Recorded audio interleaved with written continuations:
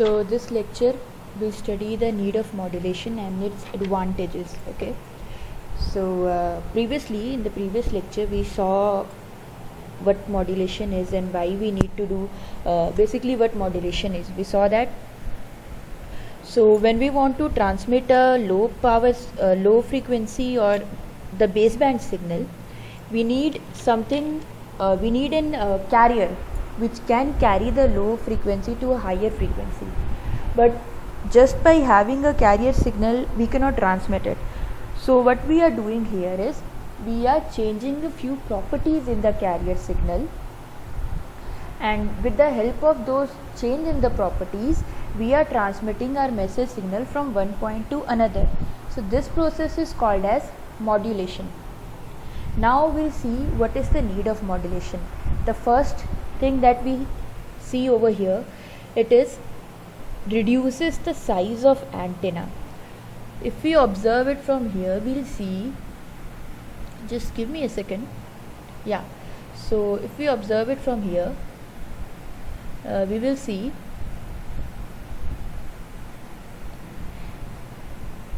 there is an antenna over here. This is the antenna. This is the height of the antenna. Let us assume the height of the antenna is h of t. So this height of the antenna is depending on the modulation. Now how it depends on the modulation? This h of t is equal to lambda by 4. This is the basic rule. Okay, this is the basic rule. Lambda is the wavelength. Okay, and the formula of lambda is C by F.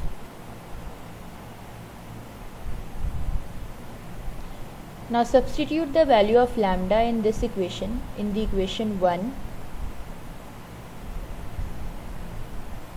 Substitute it and you will get h of t, that is the height of the antenna, is equal to C by 4F. Now C is the speed of the light in vacuum, F is the frequency of the signal. So the more the frequency of the signal, if the frequency of the signal is very high, the height of the antenna will be very low because it is inversely proportional. You can see from the equation 3, from this equation 3, you can very clearly observe that if the frequency is high, the height of the antenna will be very low, and if the frequency is low, the height of the antenna will be very high. This is the basic equation when we are talking about the height of the antenna. Okay, so let us take an example. Whenever we are talking about the baseband signal or the message signal, I have told you that the baseband signal is a low frequency signal. So let us assume we have a baseband signal with the frequency FM and it is 15 kilohertz. This 15 kilohertz is the frequency of the baseband signal or the message signal. Now substitute the value of this 15 kilohertz in this equation to find the height of the antenna. So to transmit the signal with 15 kilohertz of frequency, what should be the height of the antenna that should be used? So h of t will be equal to C is, the value of C is speed of light is 3 into 10 to the power 8 meter per second divided by 4 into F is, what is the value of F? 15 kilohertz.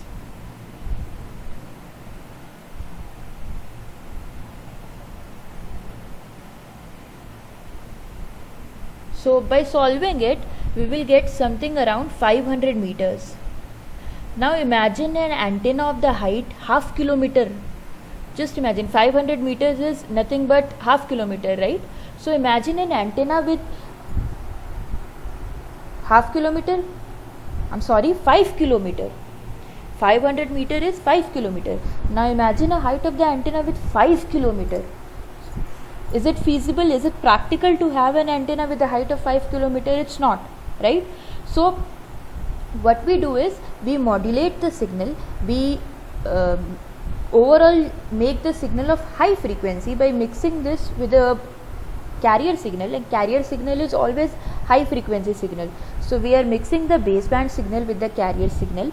So now after mixing it or after modulation, the new frequency becomes 1 megahertz. Okay, so we are modulating this baseband signal, and after modulation this new frequency becomes 1 megahertz.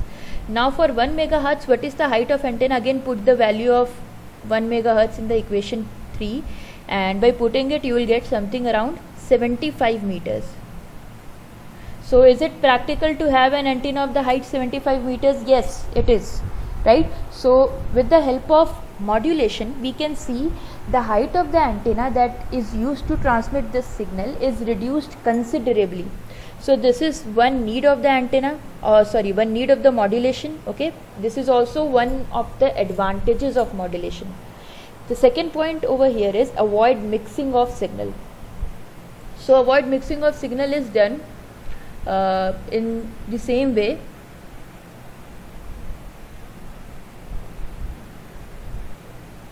So when we are talking about avoid mixing of signal, what is done?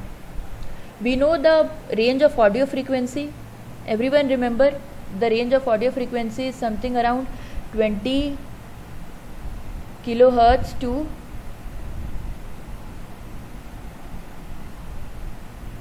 20,000 megahertz. This is the range of the frequency that human ear can perceive or human ear can hear and interpret. Beyond this or below this, we are not able to hear it. So this is the audible frequency range that is present. So this audible frequency range, what happens sometimes when we are transmitting the signal, it mixes. This 20 kilohertz is one message and the other message is contained in 40 kilohertz. So these two are two different messages. So sometimes when we are transmitting the signal without modulation, what happens? These two signals get mixed because they are very near to each other, just 20 kilohertz difference between their frequency. So because of this they get mixed and our message is lost without modulation. Okay, so with modulation what we do, we mix a carrier signal over here, we mix a carrier signal C1, and with the second signal we mix a carrier signal C2. This carrier signal are high frequency signals with a wide range of frequencies. With the help of this, the modulated signal that we get, M1 and M2, are very far apart and there is no chance of mixing of the signal. So the second point is fulfilled with the help of modulation. By modulation we are avoiding the mixing of two signals. The third need for modulation over here is increasing the range of communication. This I have already discussed to you all. If we are throwing a piece of paper, it will go up to a certain meter of distance. It will not travel for a farther distance. A paper is having a low weight, or a message signal or an audio signal is having a low frequency signal. If you go to your roof and you will shout, if you are in Kolkata, you go to your roof and you are shouting, are you sure the town beside you can hear you? You're not sure about it. Or 3 towns after you are able to hear you? No, they cannot hear you because it is a low frequency signal. Low frequency signal cannot be used for traveling for a much higher or farther distance. For that we need to mix our low frequency signal with a high frequency signal which will act as a carrier. So when we are mixing it with a high frequency signal, because it has become of a high frequency, it can easily travel to a longer distance without attenuation or without corruption of the message. So this is the third advantages of modulation. The fourth need of modulation is allowing multiplexing of signals. Now this is similar to avoiding mixing of signal. What is multiplexing? I'll show you, just give me a second. Multiplexing is basically a process in which you are transmitting more than one signal over a single communication channel. Okay, so this is a sender and this is a receiver. You want to send the message and this is the channel that is present between them. If you want to send a channel, it may happen that your message can get mixed up. So for proper utilization of the channel, we are using a process which is called as multiplexing, and this multiplexing is possible with the use of modulation. So what we are doing in multiplexing, we are dividing the channel or the time. Okay, we are dividing the channel or the time, and we are making sure in this particular allotted channel or time only one sender is allowed to send. This is the sender 1, this is the sender 2, this is sender 3, and this is sender 4. So more than one information is sent over a single channel with proper utilization of time or bandwidth. We'll study multiplexing in the coming lectures in detail. For now, just understand with modulation what we are doing. We are sending more than one message or the baseband signal simultaneously over the same channel by modulating it with the help of a carrier signal. Now we are coming to the next need of modulation or the importance of modulation. It allows adjustment in bandwidth. So this also we'll see in the coming lectures. What happens when you want to send a message signal? It has a fixed bandwidth without modulation. When you are not modulating and we are sending the message signal, the bandwidth is fixed. But when we are modulating the signal, you can vary the bandwidth, you can increase the bandwidth, you can decrease the bandwidth. So there is a proper utilization of channel without distortion and using less bandwidth too. So this is the another importance of modulation of the signal. And the last importance or the last need of modulation is it improves the quality of reception. This point is again telling the same thing. If it is avoiding the mixing of signals, it will obviously improve the quality of the reception. Another thing that it is telling you that bandwidth, largely the SNR, signal to noise ratio, depends on the bandwidth of the channel. So if the bandwidth utilization is less, obviously the SNR will be effective. So SNR is signal to noise ratio. The less the noise, the more the SNR, and the better the particular modulation technique is. So modulation also improves the quality of reception by avoiding mixing of signal or by preventing the signal from getting attenuated. Next thing in this lecture that we'll discuss is type of modulation. Now the type of modulation, we are seeing that there are two types basically. One is continuous wave modulation, another one is pulse modulation. So in continuous wave modulation, what happens? We have a signal which is in the form of a continuous sinusoidal wave. Okay, this is for the continuous wave modulation. Now in pulse wave modulation, what happens is the carrier signal that is present is in the form of continuous train pulses. The carrier signal, it is in the form of this. Okay, so this is the difference between continuous wave modulation and pulse wave modulation. Now continuous wave modulation is further classified into amplitude modulation and angle modulation, and then angle modulation is classified into frequency and phase. We will see each and every one of here that is present, each and every one single thing that is present over here, we will see that.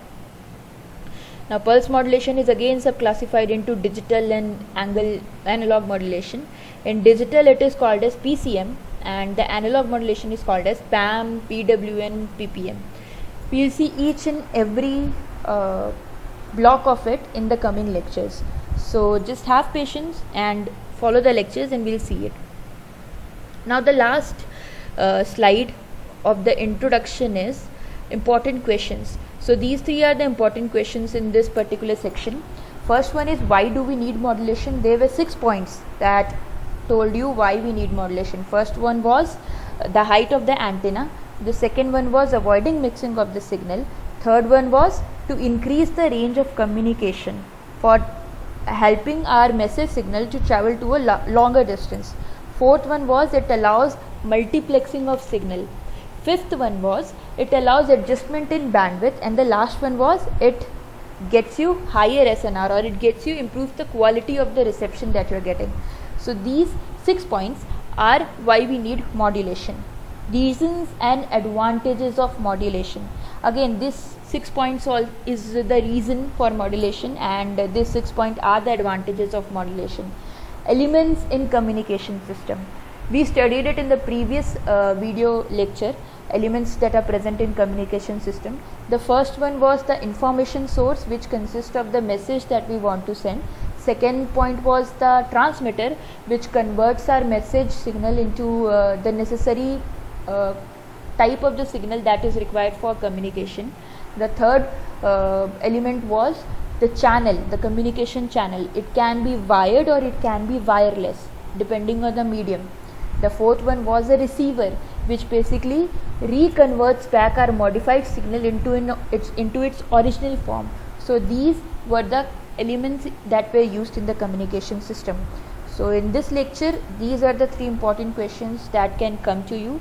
And when we are talking about GATE exam or NET exam, make sure that you know the equations regarding the height of the antenna, because this is one question that they can ask you in NET or GATE exam or any other competitive exam, that how the height of antenna depends on the frequency or the wavelength of the signal that we are using, or how modulation helps in it.